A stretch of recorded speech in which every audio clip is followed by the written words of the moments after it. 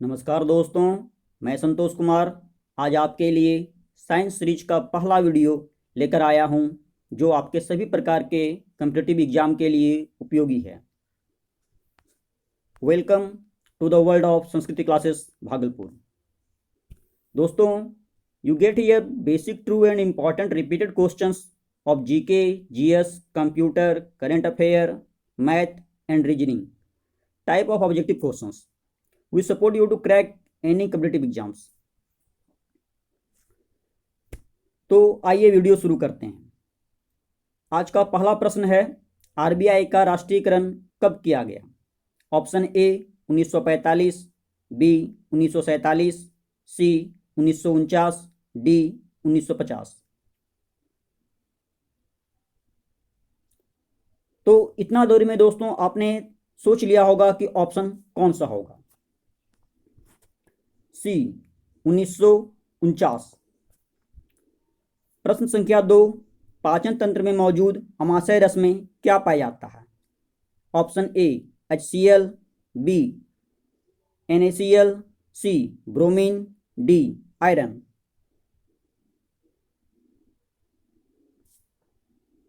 तो दोस्तों, पाचन तंत्र में मौजूद अमाशय रस में HCl पाया जाता है।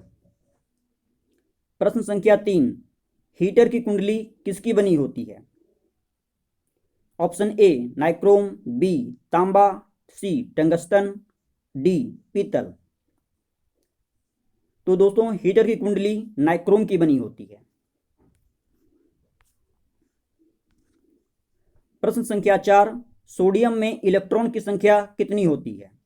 Option a 11, option b 12, option c 10, option d 13। तो दोस्तों, सोडियम में इलेक्ट्रॉन की संख्या 10 होती है। प्रश्न संख्या 5, आर्द्रता मापक यंत्र का नाम क्या है?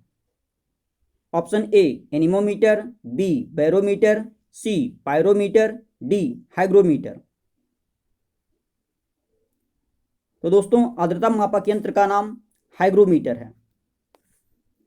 प्रश्न संख्या 6, तारे के टिमटिमाने का क्या कारण है? ए परावर्तन, ऑप्शन बी अपवर्तन, ऑप्शन सी विवर्तन, ऑप्शन डी निवर्तन। तो दोस्तों, तारे के टिमटिमाने का मुख्य कारण अपवर्तन होता है। प्रश्न संख्या 7, एक रेडियो सक्रिय पदार्थ कौन किरण उत्पन्न करता है? ऑप्शन ए अल्फा कण, बी बीटा कण, सी गामा कण, ऑप्शन डी सभी। तो दोस्तों, एक रेडियो सक्रिय पदार्थ अल्फा, बीटा और गामा सभी कण उत्पन्न कर सकता है, किरण उत्पन्न करता है। प्रश्न संख्या 8, मार्स गैस का दूसरा नाम क्या है? Option a hydrogen, b ammonia, c methane, d carbon monoxide. तो दोस्तों, मार्स गैस का दूसरा नाम मीथेन है। प्रश्न संख्या 9, इनमें से सबसे कम अभिक्रियाशील क्या है? Option a iron, b copper, c bronze, d gold. तो दोस्तों, इन सभी धातुओं में सबसे कम अभिक्रियाशील जो है वह कॉपर है। प्रश्न संख्या 10, इनमें से कौन चुंबकीय क्षेत्र में विक्षेपित नहीं होगा? Option a electron, b proton, c neutron, d neutrino.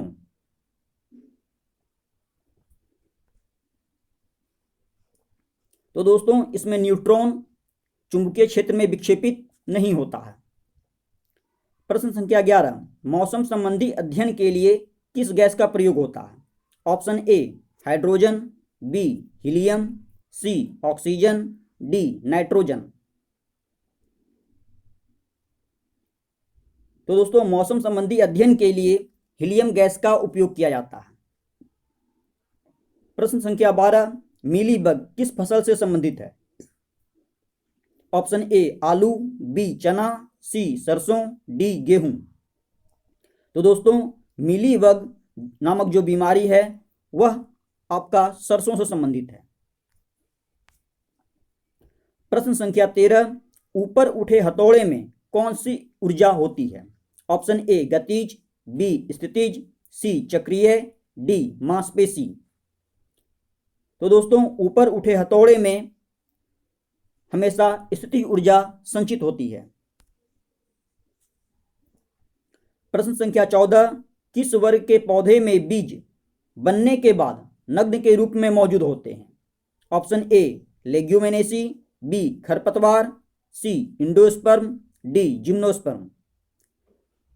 तो दोस्तों यह जिम्नोस्पर्म में जिम्नोस्पर्म के जो पौधे होते हैं उसमें बीज नग्न के रूप में मौजूद होते हैं।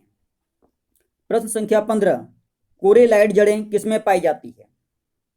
Option a cycas, b pinus, c शैवाल और डी राइबोसोम।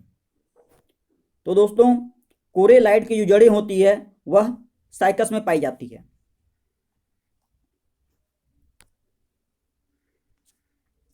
प्रश्न संख्या 16, चिलगोजा किससे प्राप्त होता है? Option a cycas, b pinus, c rhizobium, d lichen. तो दोस्तों चिलगोजा जो है वह आपका पाइनस से प्राप्त होता है। प्रश्न संख्या 17, आलू में मोजैक रोग का कारक कौन सा तत्व है? ऑप्शन ए जीवाणु, बी विषाणु, सी लाइकेन, डी पैरामीशियम।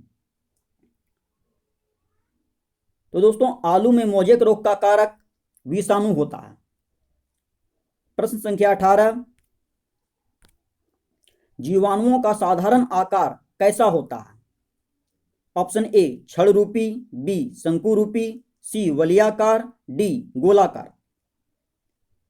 तो दोस्तों जीवाणुओं का साधारण आकार जो होता है, जो उसकी आकृति होती है वह छड़ रूपी होती है। प्रश्न संख्या 19, फाइकोलॉजी किसका अध्ययन है? ऑप्शन ए शैवाल, बी विषाणु, सी जीवाणु, डी साइकस। तो दोस्तों फाइकोलॉजी शैवाल का अध्ययन है। प्रश्न संख्या 20, किसे नोबल का तेल कहा जाता है?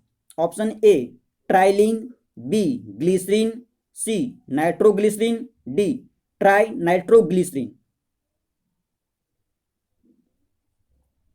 तो दोस्तों ट्राई नाइट्रोग्लिसरीन को नोबल का तेल कहा जाता है। प्रश्न संख्या 21, खाने की वस्तु के परिरक्षण में क्या प्रयुक्त होता है? परिरक्षण मतलब खाने की वस्तु को जो लंबे समय तक चलाया जाता है तो उसमें ऐसा क्या केमिकल डाला जाता है जो उसको परिरक्षण में मदद करता है? तो दोस्तों ऑप्शन इसका ए बेंजोइक अम्ल, बी कार्बोलिक अम्ल, सी एसिडिक अम्ल, डी सोडियम बेंजोएट। तो दोस्तों खाने की वस्तु के परिरक्षण में हमेशा सोडियम बेंजोएट का इस्तेमाल किया जाता है। प्रश्न संख्या 22, वायुमंडल में सर्वाधिक मात्रा में पाए जाने वाला अक्रिय गैस कौन सा है? Option a krypton, b neon, c radon, d argon. तो दोस्तों वायुमंडल में सर्वाधिक मात्रा में पाए जाने वाला अक्रिय गैस ऑर्गन है। प्रश्न संख्या 23, नीला थोथा किसे कहा जाता है? Option a copper, b alkene, c copper sulphate, d sodium.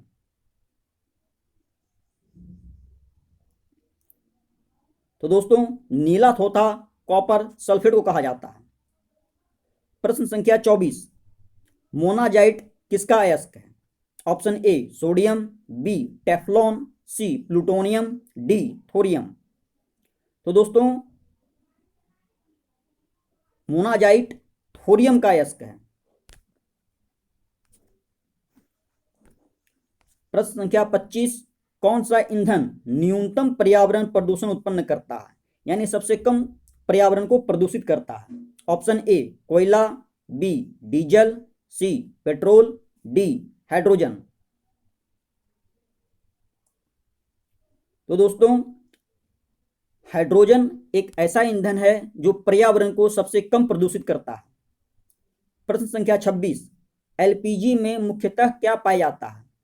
Option a methane, b alkane, c butane, d argon. तो दोस्तों एलपीजी मुख्यतः आपका ब्यूटेन पाया जाता है। प्रश्न संख्या 27, दूध का पीएच मान कितना होता है?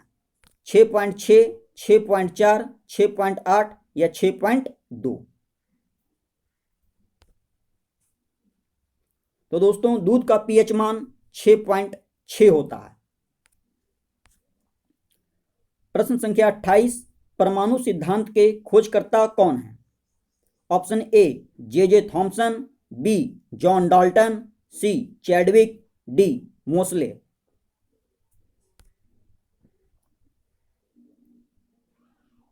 तो दोस्तों परमाणु सिद्धांत के खोजकर्ता जॉन डाल्टन हैं। प्रश्न संख्या 29, अवश्रव्य तरंगों की आवृत्ति कितनी होती है?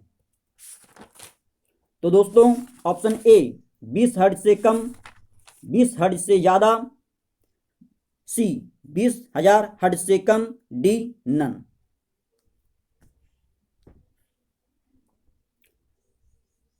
तो दोस्तों अवसर्व तरंगों की जो आवृत्ति होती है वह 20,000 हर्ट्ज से कम होती है। और दूसरा है श्रव्य तरंग जिसकी आवृत्ति 20 हर्ट्ज से अधिक होती है। और तीसरा है प्राश्रव्य तरंग जो 20,000 हर्ट्ज से भी अधिक होती है। प्रश्न संख्या 30, दूध से क्रीम निकालने में कौन सा बल लगता है? ऑप्शन ए अभिकेंद्रीय बल, बी अपकेंद्रीय बल, सी पेशीय बल, डी केंद्रीय बल।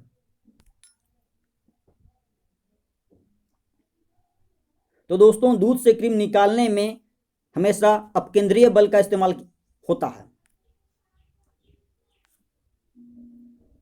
प्यारे मित्रों, इसी के साथ मैं इस वीडियो को समाप्त करता हूं और कल साइंस सीरीज का नेक्स्ट पार्ट लेकर आपसे मिलता हूं।